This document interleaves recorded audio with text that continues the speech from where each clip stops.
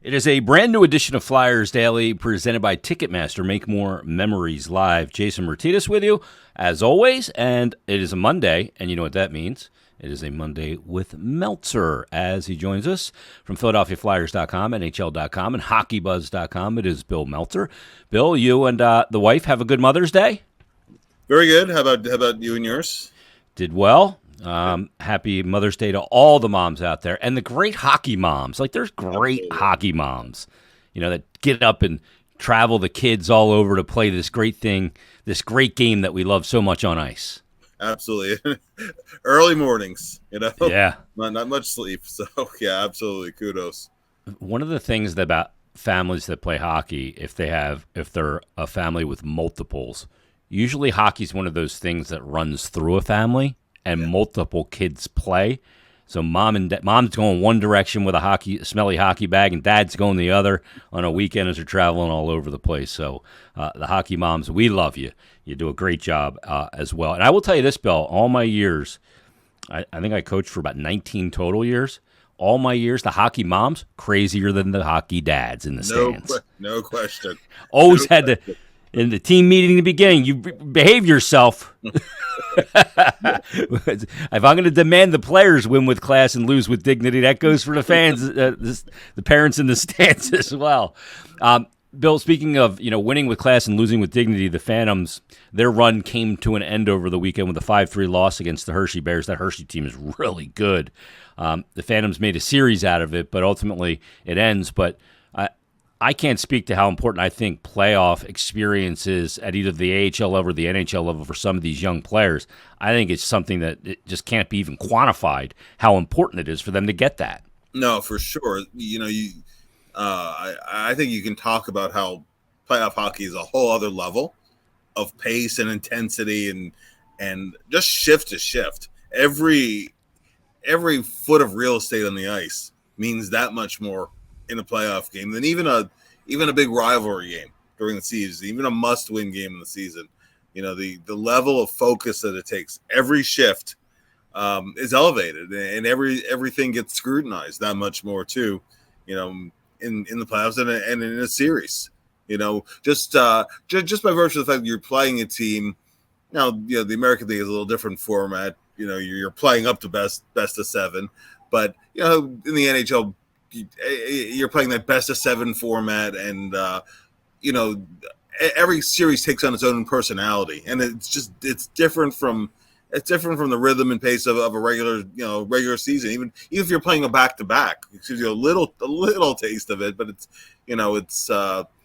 just that series where you're playing the same team, up to 7 times, and the way that the series takes on its own personality with one game building off the other. I think you can talk about it till you're blue in the face, but you have to actually experience it to see what it's really like and what it really takes.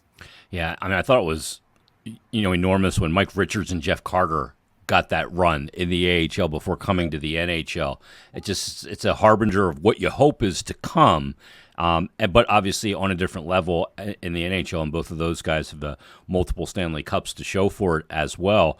Bill, speaking of that, Sheldon Keefe got let go in Toronto last week, and a lot of the conversation at their press conference, and Brad Treliving and other Leafs dignitaries, and even Sheldon Keefe said in some mic'd up moments that, in the playoffs, it's far different.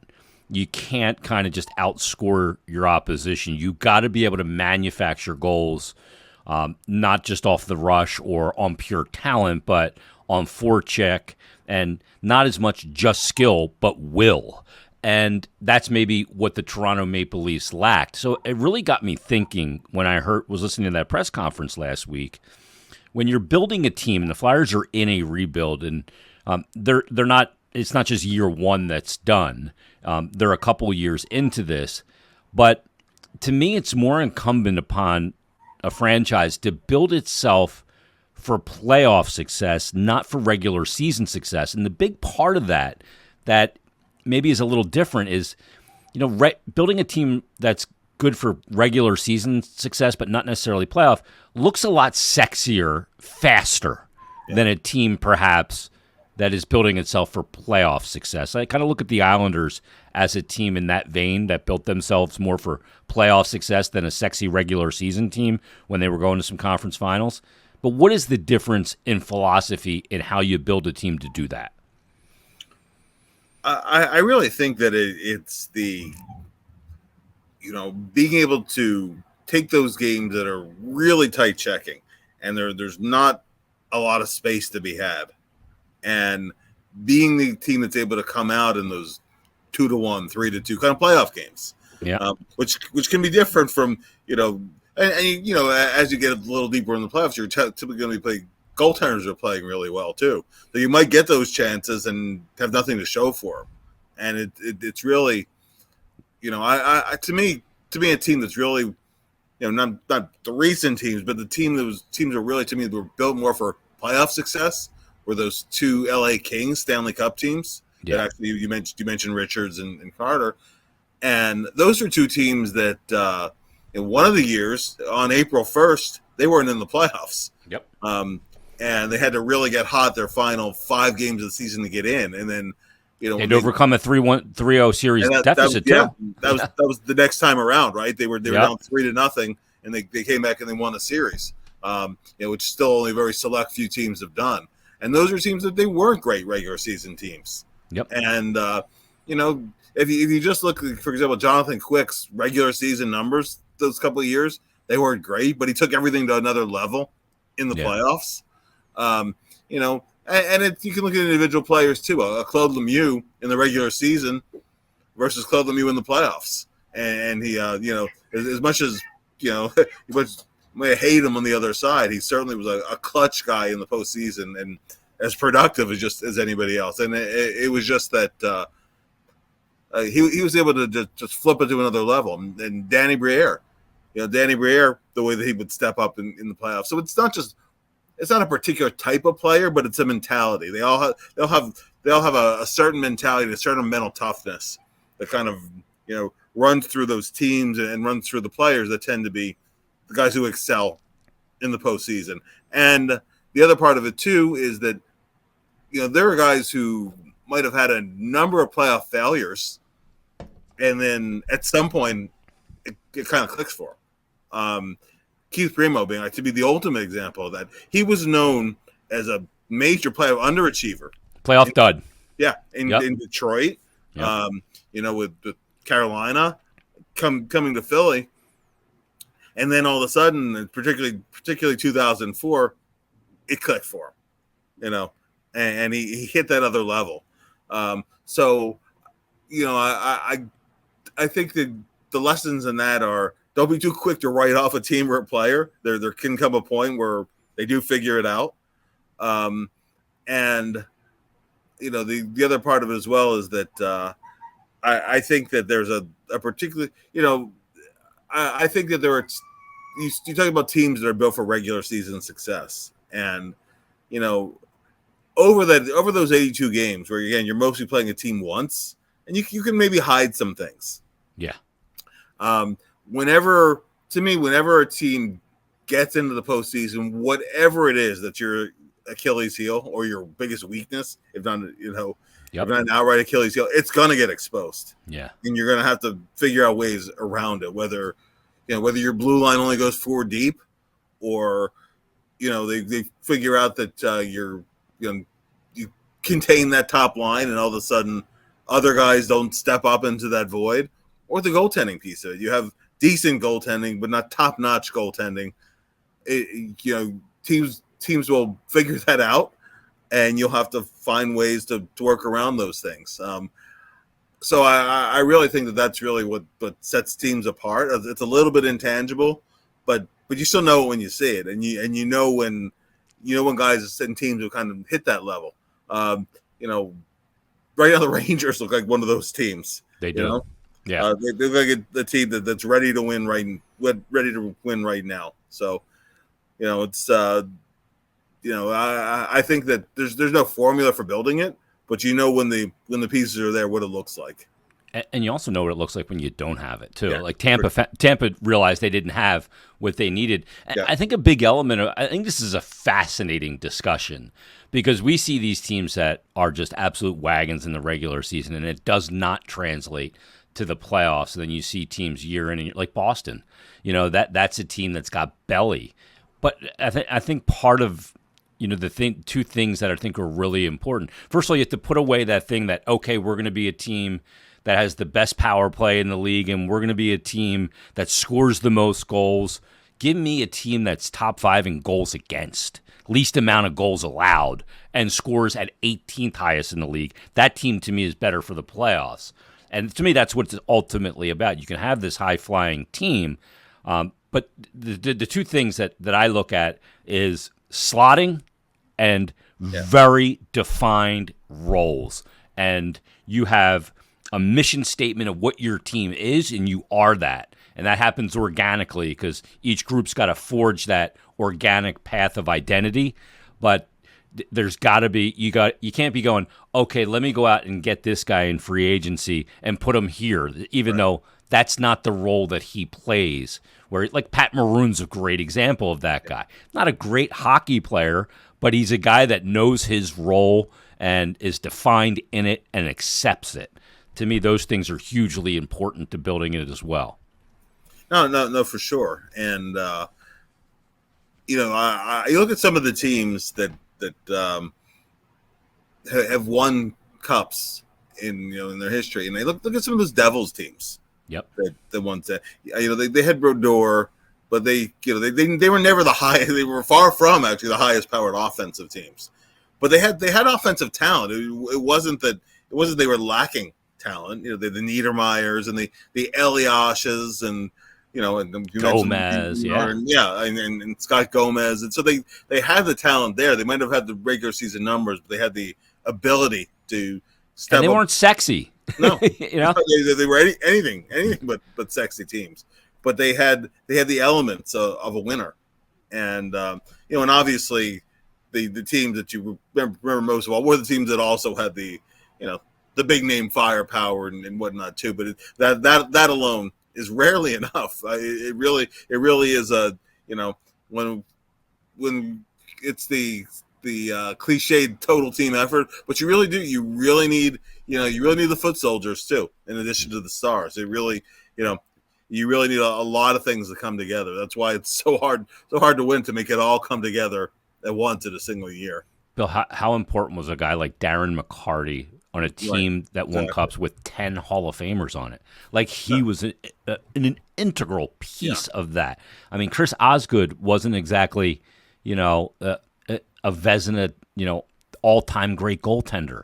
But that team, it had star power. Obviously, when you look at Fedotov and Yzerman, and go on down the line. But but you have to have those other guys. And to me, it's one of those things. I think it's easier to find guys with that mentality of being able to raise their game in the playoffs if you shared the trait, and Danny Briere shares it. No, for sure, totally. And I think one thing too in building a cup winner is because you're going to run into different kinds of teams, along the way. And one of the things that made those Detroit teams so special and so tough was they were really built for any kind of a matchup. Yeah, they had the speed and the finesse, right? The Russian five that they had, and all that.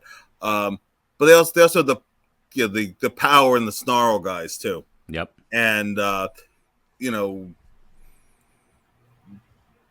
Nicholas Lidstrom and Konstantinov and Fetisov, and just a dynamite blue line, and then you mentioned a guy like Darren McCarty, Marty Lapointe was a guy on those teams who he was a tough matchup because he was so big and he was so strong physically, so hard, so heavy, right? And then the next line, then you have Larionov coming at you. It was just they just had so much diversity in that lineup, and so much chemistry within those lines. That lineup rarely varied. You're facing the same guys every game, the same combinations. And one series there might be one line that dominates, another series there might be another group. So I really think that you have to have that balance of finesse and grit and veterans and young players. It really is about the mix. It really does take a whole team. Yeah, you want to play this game in the mud? We'll play in the mud. You want to play it at Churchill Downs and with a nice hat on? We'll do that too, Yeah, and we'll beat you both ways. That's what that team could do. Bill, some really interesting news came out regarding Ivan Fedotov and the IIHF levying sanctions against both he and his club over in the Continental Hockey League. I mean, I'm sure people have kind of read about it at this point and the sanctions and what he's prohibited from doing and the club and the international play and everything that goes along with it. I mean, to me, he's kind of it's like guilt by proxy on the decision he had no ability to make. But he will, I guess, kind of suffer some consequences. He can't play his first country in international competition, I think, for 3 years. But when you look at this and the fact that this went down and was so heavy-handed by the IIHF, does this have any impact on the Matvei Michkov situation? Because there's been interesting, kind of interviews been coming out there as well from his agent, Medvedov, and everything as well. And does one of these perhaps play? Do they have any kind of touch points here where they come together? I think everything with the KHL is so case by case. The Fedotov situation was obviously an unusual one. I really kind of view him as a victim in all of this. Not Siska. I don't view Siska as a victim in this, but I view Fedotov himself as a victim in this because I don't know how much choice was involved in him. Him going back to play a year for Siska, and then it was almost like just come back, play here, and at the end of the year, basically if you behave yourself, don't rock the boat. At the end of the year, we'll let you go. Yeah, and which is what happened. Which is what happened, right? But if you remember back last September, they were fining the team and a little slap on the wrist kind of fines, but there wasn't much they could do because Russia's banned by the IIHF from international competition. That still is the case. I think as long as the situation in Ukraine is going on, they'll remain banned, which is kind of a shame for the players. Yeah, for the athletes. The only ones they can play internationally is like Belarus, or they have like an under 25 team, so some of the younger guys in the under 25 team will play some of like an older national team. I mean, they have to be creative to find ways to get players international exposure or international competition. So I don't know how it's going to affect, whether it's Fedotov or Michkov or Demidov or really anybody. As long as Russia's banned from competing, it's kind of all encompassing in that regard. I think the one area where it might have an effect is players will have to go through that process of either fulfilling their contracts over there and being free to go, because there is no Russian Hockey Federation agreement with the NHL anymore. And they pulled out of the IIHF agreement even before any of this went down. Yeah. So it's that complicates the whole process. With Michkov, I think that a necessary part of this process anyway is going to be him trying to get out of his contract over there. Negotiate the buyout. Correct. And and then whether it's this summer or next summer or whatever the case might be, then he would be free to go, and the IIHF wouldn't try to stand in the way of it in that case. What they really are trying to prevent is another Fedotov kind of a situation where a player signs to come to the NHL, then all of a sudden reasons are found within the KHL that he can't come. Yeah, and beyond hockey reasons. Yeah. And so, I think there may be other players that are affected by it. I don't see it as much with I think Michkov is his own situation. I think that will, however, I don't know when it'll work out, but I think that one will work out. But with other players, it could affect them. We'll see. Yeah, I know. The pictures of Matvei Michkov working out, wearing the Flyers gear, and It sets social media ablaze, and I get it because this team's dying for offensively gifted. They're starving for it, and here's a guy that they draft last year, and if you can get him here sooner, I mean, I imagine from the Flyers standpoint, Bill, from a developmental standpoint, you want to get your hands on in those developmental years on him as quickly as possible. So there's all the motivation in the world organizationally to try and facilitate that. If you can get him early, you want to get him early. Oh, without a doubt, without a doubt. Even though a lot of the KHL rinks are NHL size, most of the ones that aren't are the size of the Finnish rinks, which are that's a minimal difference, really. The Olympic size rinks, there's only one or two left in the cage, so it's not so much the rink size anymore, but it's definitely there's still a style of play difference, a significant style of play difference, and you want to get them over, playing that style sooner rather than later. And there's also all the off ice stuff too. It's one of the bigger adjustments coming from European hockey to North American hockey. It's usually pretty easy. Sweden to North America, Finland to North America. Fairly easy for the Czechs. There was once a pretty significant adjustment for the Czechs, but even most of the Czech guys come over already speak, a reasonable amount of English, and the off-ice lifestyle is not that different. With Russia, there's still a lot of differences. So I think get him over here, have him get settled in off the ice, and the coaching style over here is different. A lot of things are different. I think that having him settle in sooner rather than later can be a positive thing as long as the player developmental level overall is NHL ready. And with Michkov, I don't really have much doubt that he's ready to play in the NHL. Now whether he's ready to step right in and dominate, that's a big ask. Yeah. But I think he could step right in and play at the NHL and not look out of place. Yeah, I agree with you. I mean, to expect him, and we'll caution people now, when he gets here, he's not the finished product yet. Yeah. A lot of guys, Panarin comes over undrafted and steps in with Chicago, but he's on a team that's got Taves and Kane and Duncan Keith, and that team is established and not a team that's hoping to be on the rise. I mean, Kirill Kaprizov is the guy that in his 20-year-old year had one more point than Michkov. He fell just shy of Kaprizov's record. But sometimes it's you're not going to come over and just dominate this league. I mean, even if you watch Connor Bedard this year, he had some sensational moments, but he didn't dominate the NHL. No, exactly. I mean, the guys who come in like a Crosby or whatever, they're rare. They're very rare. So. Yeah, it's rare. Yeah. Last thing, Bill. When we last spoke, it was on the eve of the NHL draft lottery, and for the first time, I think since 2010, the draft order is the same as the NHL finishing order. No movers in the NHL draft lottery this year. All the tanking people are just loving it. See, if you had a tank this year, you'd have got the number one because nobody moved up. But anyway, so Flyers with the 12th pick in the first round. We'll see where that second one lands based on Florida.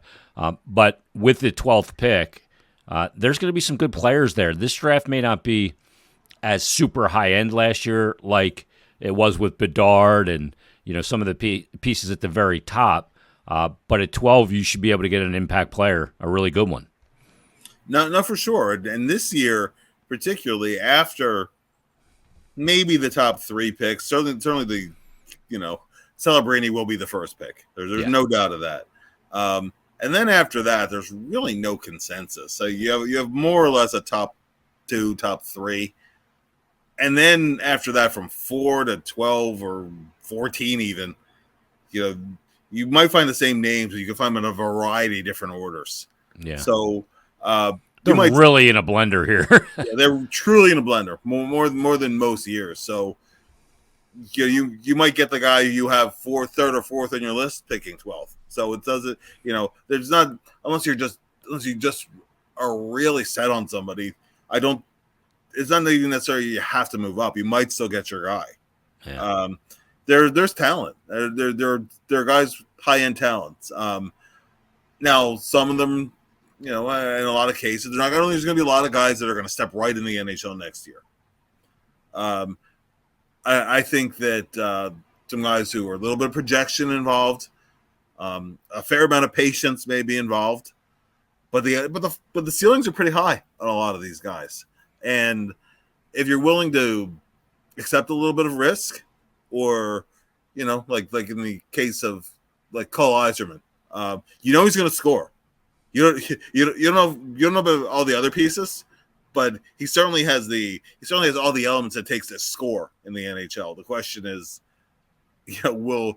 how his whole game come together? Yeah. That's other guys, all the tools.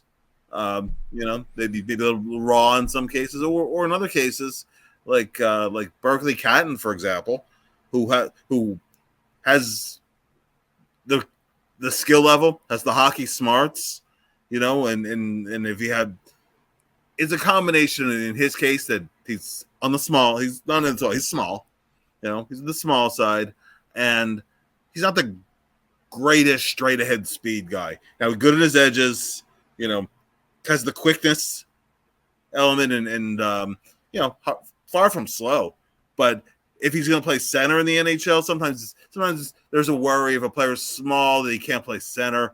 I think if you like the player's package of skill enough that you can overlook a lack of size or whatever it might be.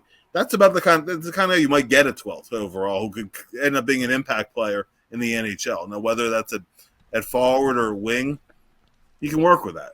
If it ends up being on a wing, well, okay. Teams need top end wingers too. There tends to be, and we can talk about this more as you get closer to the draft. There tends to be a little bit of a positional bias sometimes. Yeah. There's more weight put on centers and defensemen sometimes than on wingers, unless the winger's really a high end guy. So the Flyers should have options. There might even be some defensemen, and who either fall to them, maybe. Sometimes you see sometimes projected in that top 5 or 6, or right in the Flyers' range. Yakimchuk, for example, right? He's a guy who a lot of times you see him in that 10 or 12 kind of range. He's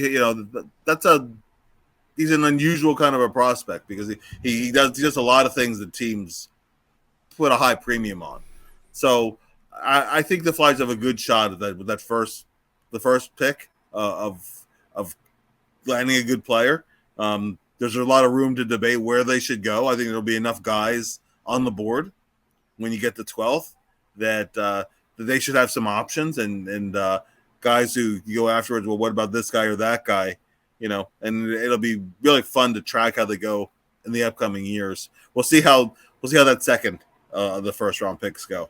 First year, this year in the draft plus 1 year, Oliver Bonk. Really had a strong year, still going. Actually, his team is up 2-0 in the OHL finals. He had a great draft plus 1 year. And if you read last year's draft, picking where the Flyers picked, maybe you didn't get him. Yeah. So I think sometimes when you have those 2 first round picks, and you mentioned much earlier we were talking about Mike Richards. They got Carter and Richards for the 2 first round picks, and that can obviously springboard a franchise. You hit on both of them, then you're in great shape going forwards. And don't overlook those latter first round picks. I think we talked in previous podcasts about how if you look at who have been the best NHL players the Flyers have drafted in the last 25 years or so. 20s. Yeah. 22nd overall, and Giroux, of course, was 22nd overall, and Justin Williams was a late first round pick, and Konechny was a late first round pick. Yeah, I think that those picks in the 20s, to the late 20s even, there's talent out there. You just have to find the right guys and then develop them. Yeah. That's but the talent's there. It's the thing I always want to tell people about when it's NHL draft time. This isn't the NFL. these aren't juniors in college coming out that are grown men, 21, 22 years old. These kids, a lot of them don't shave. They are, they are 18 years old. Yeah, some of them not even 18 yet. Not right? even yet. Yeah. I mean, you see some of these kids. You and I, Bill, been doing this a long time. We walk into, prospect camp and we go, who brought their kid to work today? Yeah, right. And you come to find, that's the Flyers' second round pick. Yeah. You know what I mean? Yeah. It's crazy. Another guy, speaking of a guy that looks really young, but you talk about London being in the OHL finals, Denver Barkey, boy, has he got some finish, Bill. Yeah. He's had a really good year, too. No, he has. And that was a guy who a year ago played more center than wing. He played wing full-time this year and hit another level. Plays in all game situations, has a little bit of has a great motor, nonstop motor, a little bit of an agitator to him sometimes. Yeah. Right. But a guy with tremendous hands, good wheels. And that was a third round pick, and he's looking like one of those third round picks that you look back years later. Boy, he could have gone a lot higher. Yeah. Oh, every team passed on him. Yeah. That kind of guy. Potentially he could be one of those guys. Yeah. I'm not saying he's Braden Point, but no. That's Braden Point goes in the third round, and everybody goes, "Well, you drafted so and so, you could have had Braden Point." Well, no kidding. Yeah. Everybody could have had Joe Pavelski 7 times over, just about. Yeah. Right. And he's still playing, of course, from the 03 draft. Bill, great stuff, as always. Read Bill's work at PhiladelphiaFlyers.com, NHL.com, and HockeyBuzz.com. And we'll be back Wednesday with another brand new episode of Flyers Daily. And Bill will be back in a week. So join us then on a brand new Flyers Daily.